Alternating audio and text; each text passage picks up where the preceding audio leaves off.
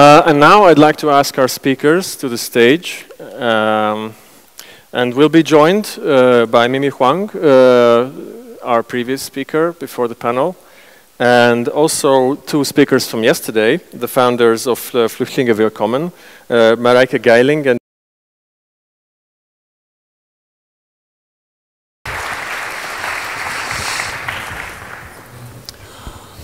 Okay, so thank you very much for the very oh, that's a nice one. Okay, for the inspiring talks. I wanted to ask a question from all of you. How welcoming do you think your city is? How easy or difficult it is to arrive in Munich, Vienna, Berlin, New York?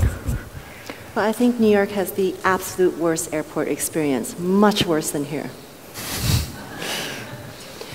That part is terrible. The other part that is extremely difficult is housing. We run a very small office, but we have a lot of foreign young architects working for us, and the most difficult aspect of coming to New York is finding an apartment. And I never have a good answer for them. I tell them to go to Craigslist, which is a terrible answer, but the stipulations for finding an apartment and the requirements to have 3 months down payment, to have to prove that your income is 3 times your rent, which is very, very difficult. All of that makes entering into the city extremely difficult. I would simply say it depends how rich you are, in a way. I think it's very easy to make a new start in a country where you have a lot of money and you can afford some expensive apartment. It's no problem in Vienna. It's probably no problem in New York. So it's a matter of economic resources. Of course, there's also a way of mentality, and I think it's easier. I mean, if there are certain hindrances. The whiter your skin is, the easier it is. I mean, I think I have to be so honest to say that.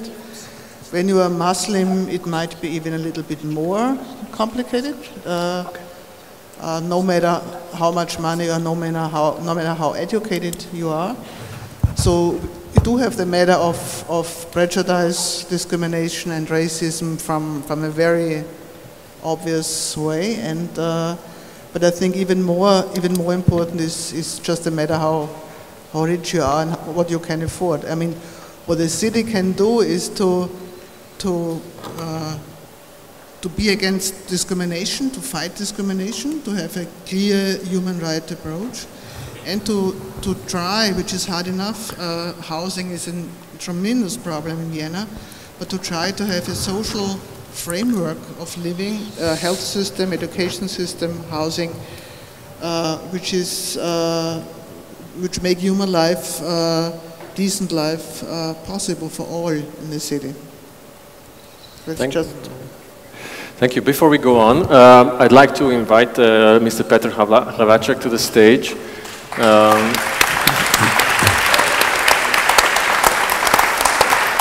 He will be jumping in as the director of the Institute for Planning and Development for Prague, to represent Prague. Thank you.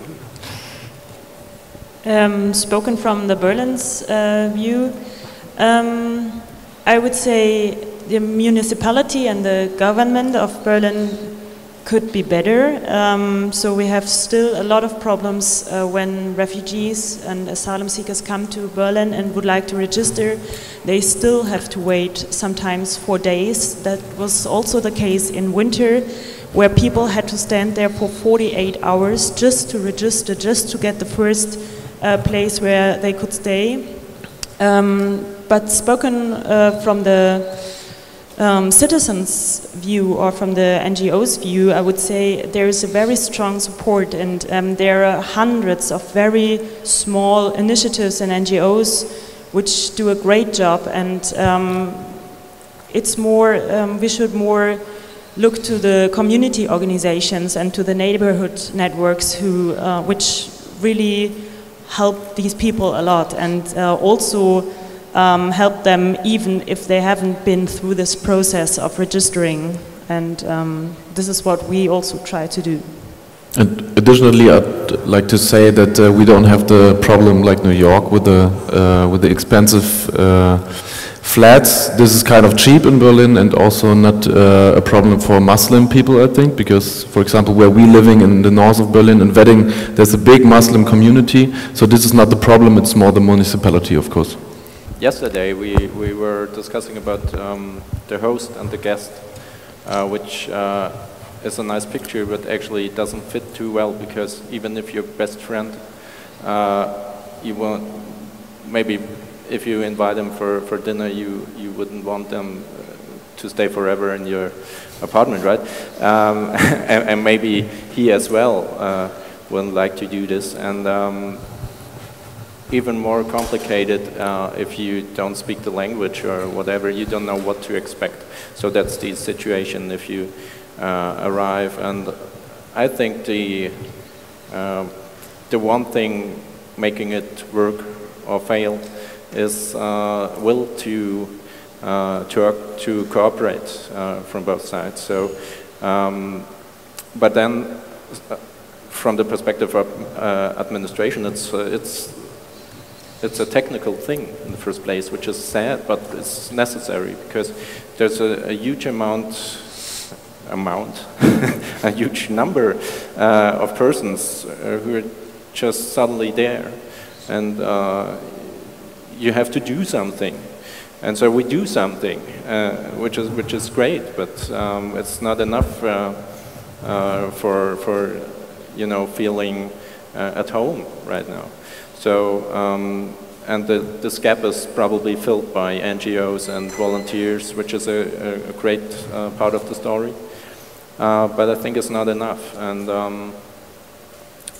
so actually, from my opinion or from my perspective as an urban planner, the interesting thing in Munich will be how it will work to distribute those smaller communities in the city, and how neighborhoods will react to them. And yeah, I think it'll take some time, at least. So well, I'm not sure about it, but I think there's a good start. But yeah, we'll get back to that. Yeah. You know, we are in a very specific situation, that we are in the middle of Europe, and it's sort of amazing that what happened just 5 hours drive from the Prague, how it's increasing the population.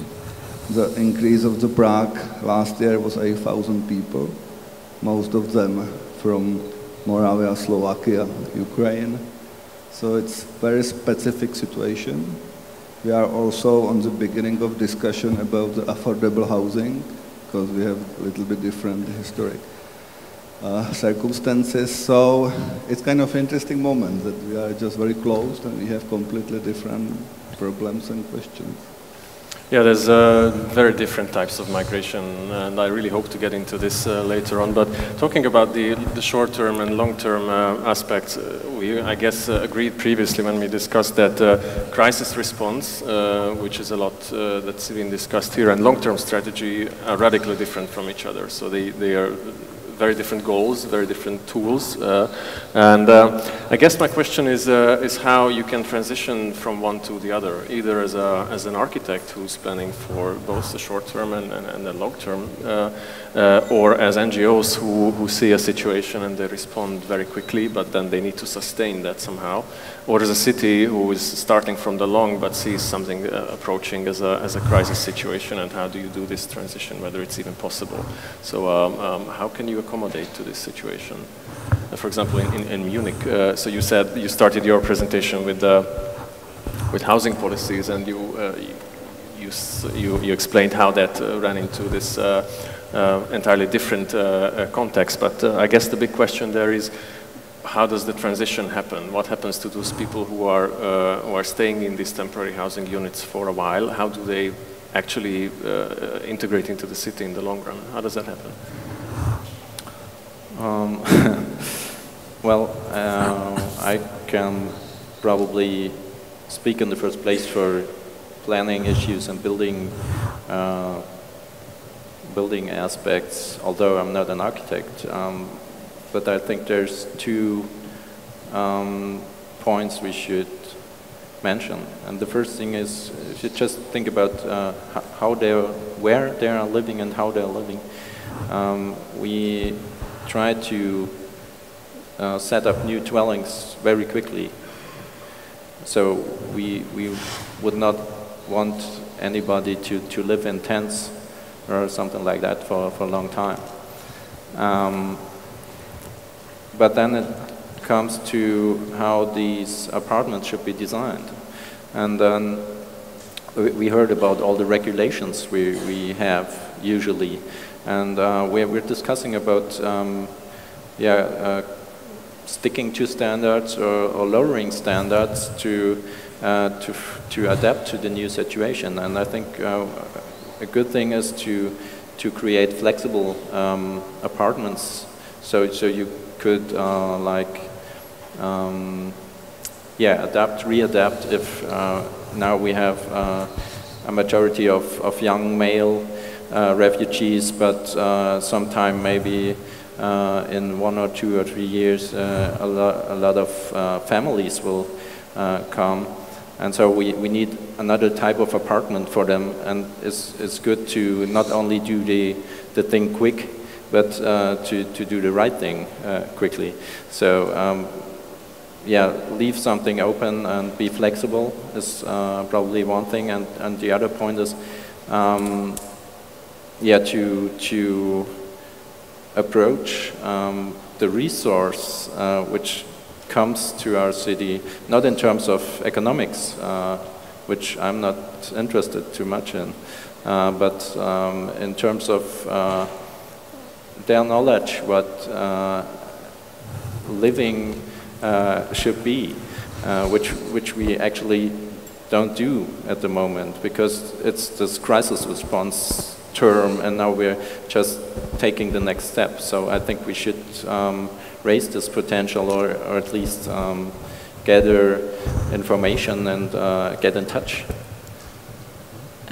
I would also like to highlight the point you said before, just trying to solve the problem with the migrants and with the refugees instead of talking about them and not include them.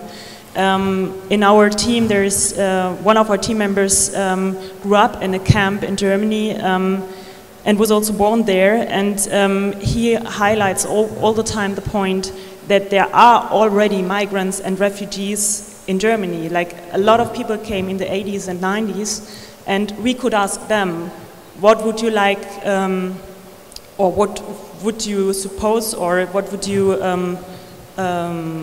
like to have, like, oh, how can you help us solving the problem and the challenge? And we sometimes seem to act if this is like a new thing, like a new crisis, which we'd never had before, but we had these waves of migrants coming to our country before. And the second thing is, in terms of sustainability and like long-term perspectives, like I would really like to highlight our project, because it's also in terms of financially things a very good option, because it's always more cheap, or it's cheaper to house people with the locals in flat shares with families and so on, instead of housing them in mass accommodation. It's much more efficient and much more cheaper. But I guess the question is the transition from there. So not, you don't want to live in a temporary housing unit or sort of lower standard unit when you arrive. And, the question is how you integrate into the city in the long run and become a person. So in that regard, I think you're right. Migration is actually not a deviance, it's normal. That's how cities actually came to be, and that's how they develop. So I'm curious of the Viennese practice. You talked about this Start Coach program. Do you have any follow-up to that? Do you see how people integrate in the long run into urban life and how they become part of the city? Well, I mentioned before that in Austria and also in Vienna, we didn't have any integration measures for the asylum seekers, which, I mean, I was never a fan for this restriction, on the contrary, but it really did was. So now we started more or less totally new to say, starting for the first day. And we have a lot of experience with the program for the Third Nationals family reunion from 2008. But it's a different life situation, of course. And so it's a way of experimenting and testing how things work. And we still have not enough German lessons for many reasons. So it's this transition from crisis to regular measures. It's just what we are trying to do now. But I want to underline a point you made. We are working with trainers and persons in the start coaching who themselves migrated to Vienna from other countries. So it's always mother tongue, but it's not just the language, it's also the persons who know the experience. And I think that helps. I mean, we have maybe 50, 60 trainers who do it, from Afghanistan, from Iraq, Syria, whatever. And because they know much better. I mean, it's not just a matter if I explain Austrian system, for example, I can do it and somebody can translate it, but I don't know what to say. You need the context of the system to be helpful and to explain what needs explanation. So it's very, very important to work with the communities and with experts with the same biography. Otherwise, you miss so many points, and it just doesn't work.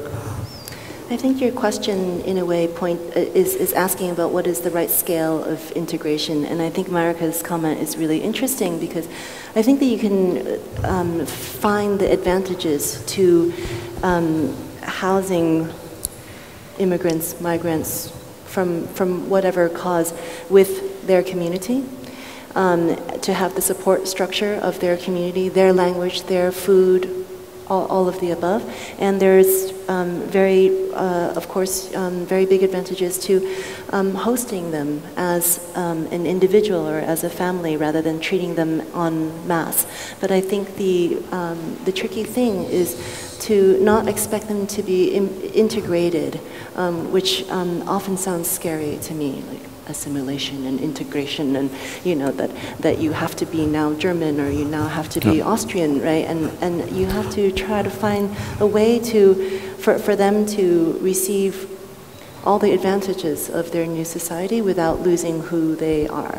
And I'm speaking not from a professional standpoint, but just purely personal. I'm Vietnamese, and I was a refugee in the States. But I had a very funny and tricky childhood where my parents absolutely wanted the best of America, but they did not want me to be American.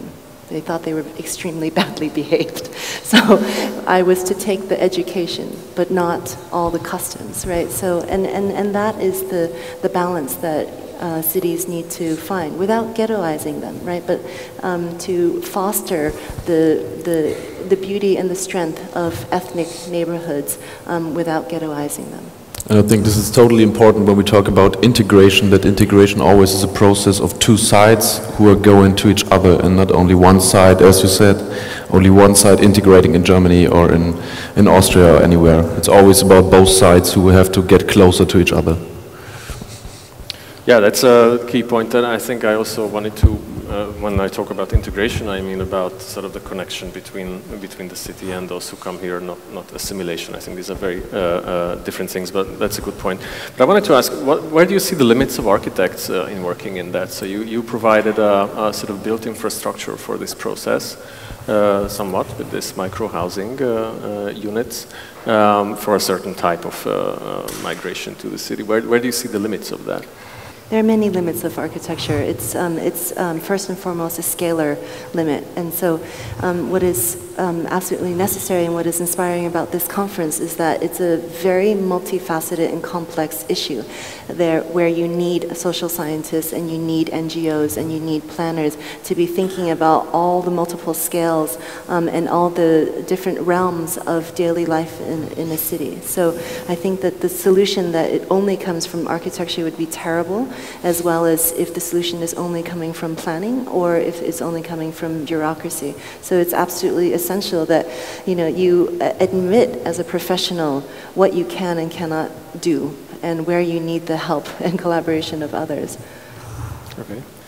And what is the time frame for these projects? So we talk about the sort of switching from the short term to the long term with your micro housing. How do you see that in 20 years' time from now?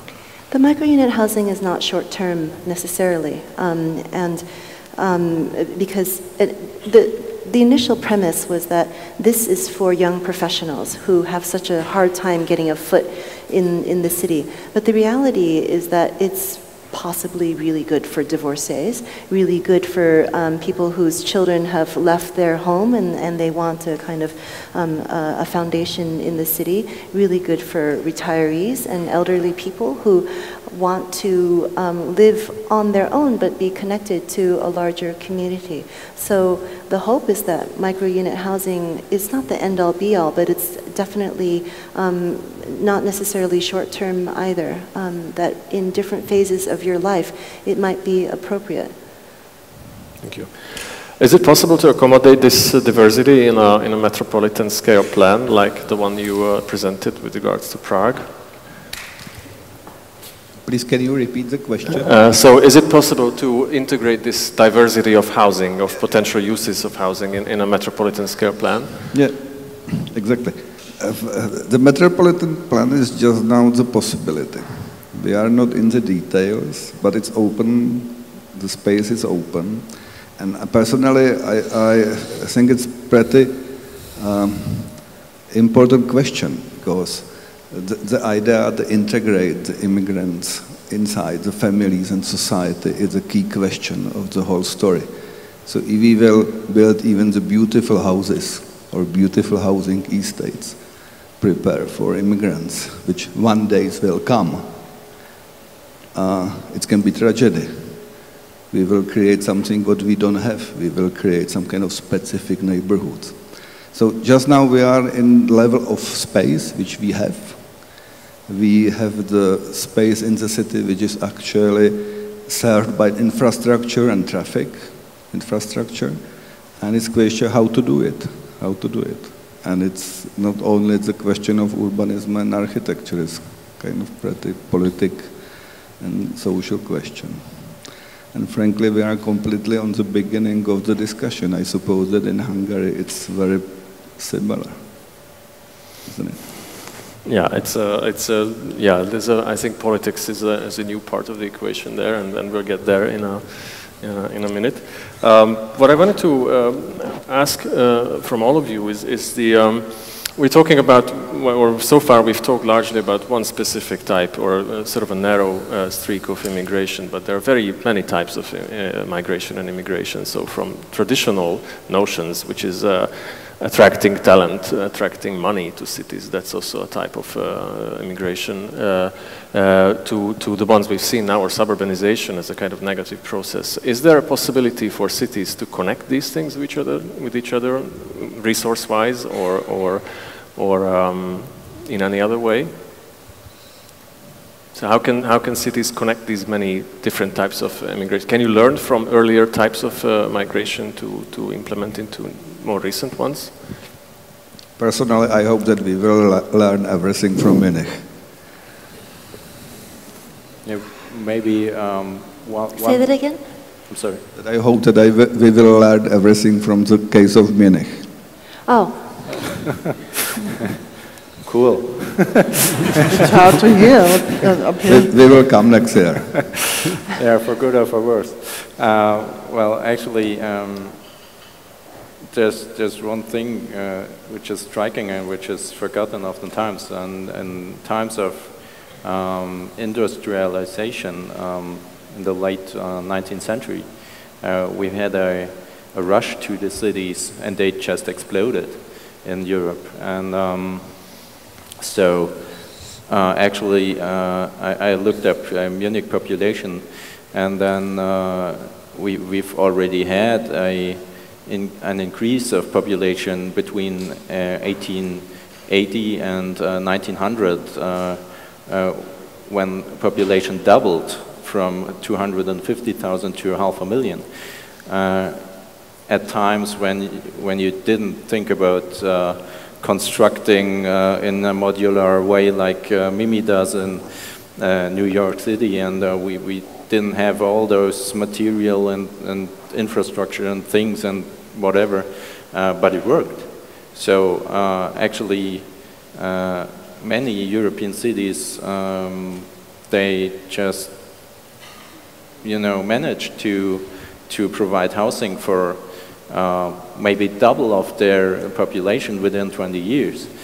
And at that time, this accommodation wasn't too bad, actually. And today, in a renewed way, like in Berlin, for example, these are the most, the most attractive neighborhoods today. But okay, that's a different story. But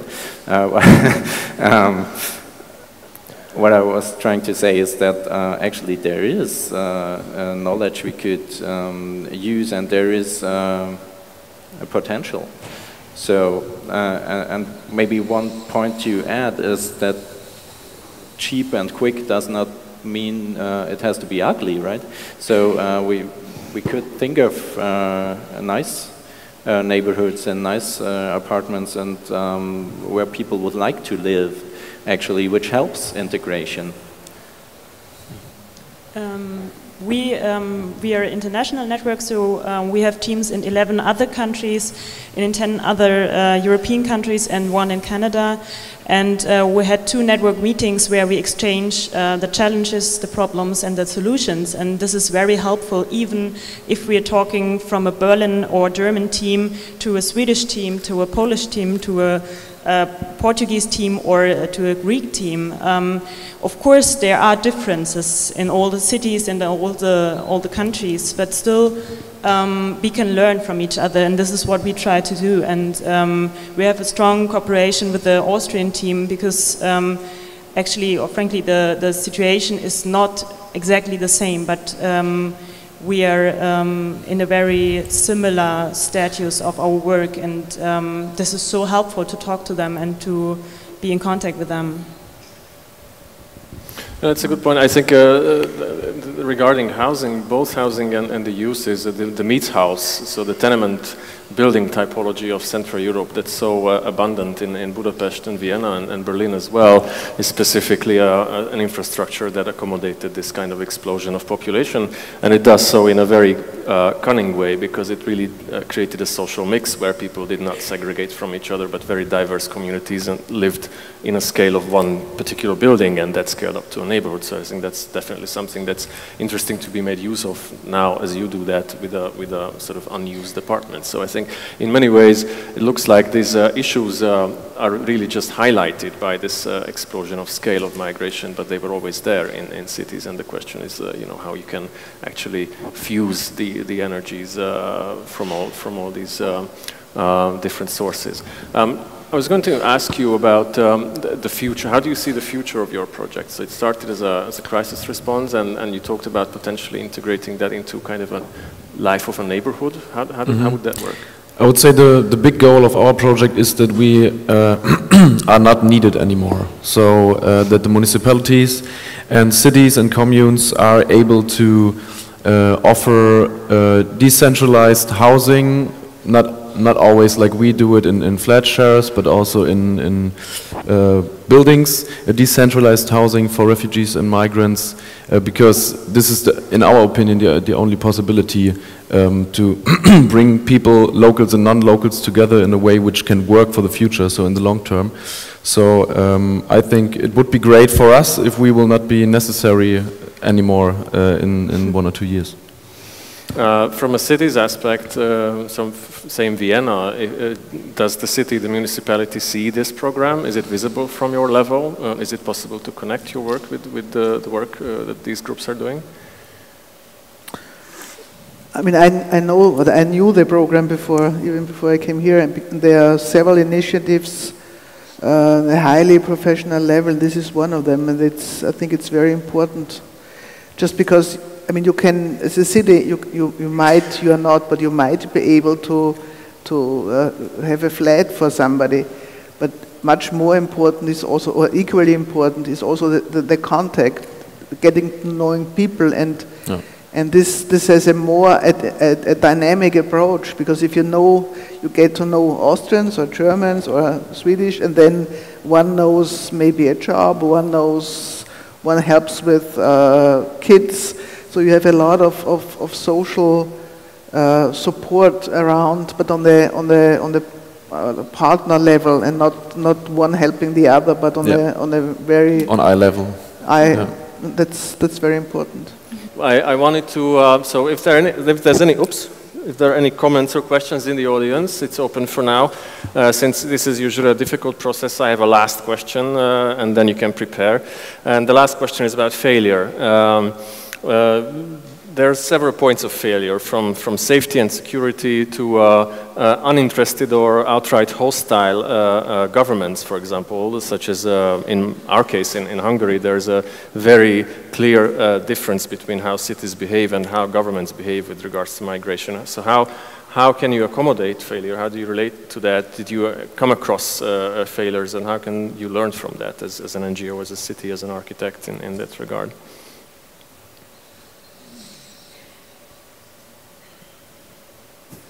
Should I be more specific? So how do you survive? You said you live on donations. What if these donations run out? How long can citizen initiatives survive without support? How can Vienna work on integration without, so vis-a-vis the kind of extremism that is popping up in certain neighborhoods? Can you sort of separate the two? And I'm thinking of questions like that.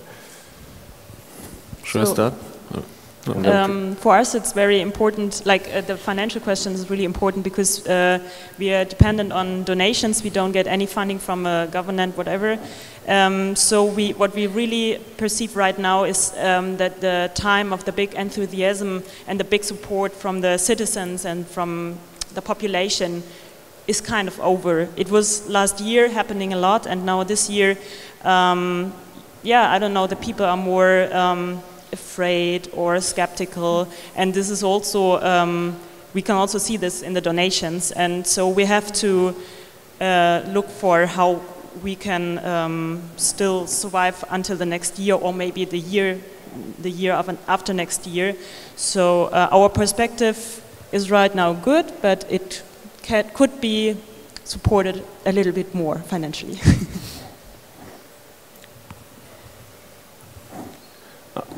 Are there any questions in the audience? And hope you've prepared. Please raise your hand high if you have one, because it's difficult. There's one question. Do we have a mic? Thank you.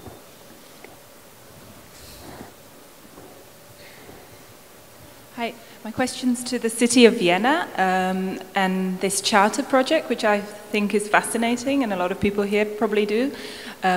It just seems like it needed a tremendous coordination level from the city to get the partner organizations to run those charter sessions.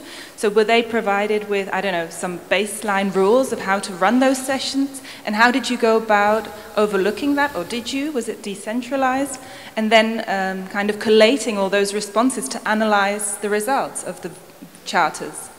In a way, it was very easy and very cheap. Because it was just a letter of the mayor to all partners, firms, whatever, and the departments sent a letter to their cooperation partners, the culture department, the sport department, and so on. And they just agreed. And And it's very simple. The only thing we had to do as an organizing department, we got the moderators, but most of them came from the partner organizations. Somebody who knows how moderation goes, from working for the union or for the Chamber of Commerce, or for, you have a lot of trained people in the organizations anyway. And we tried to mix them. So one, like in the church group, when somebody who has nothing to do with religion is almost anti, so it didn't matter. It was just the charter talk. And the moderators, two of them went to a place, and one of them put the minutes kind of results on the online platform on the next day. So everybody in the charter group, let's say yesterday in this district, this street, can read it on the next day and see if it's what they really decided on. And we didn't have anything to do with it. The moderators himself did it, and then it was kind of done. It was a very, very easy thing. And on the website, if I wanted to organize a group, I put on the website, in 14 days from now, place, time, and sent it to us, and my colleague asked two moderators, and then the date was online and finished. So it was a very, very easy way. More complicated was to convince the city government that it's not very scary to do it. It was a great feeling, yes, wonderful, we do it, but then 14 days before it started, many people showed up and told the mayor or the city councillor, no, it's too dangerous, the right wings, and they're all going to manipulate it, and it's no. Because it was clear that they didn't have anything to do with it. It was the framework was clear, the rules of core document, and there was an independent advisory committee, and they were in charge of the progress. It was 7 persons, very diverse, but there was no way to, this advisory committee put together the final charter text and not the politics or not the administration. So it was a process which kind of went on without any, and this was kind of scary, to say, well, what happens if there's something in there which we don't like so much or so. But finally everybody was happy because the consensus was so big. The respect elderly and young ones towards each other is a fine thing. That respect, and that it's nice to communicate, to say hello.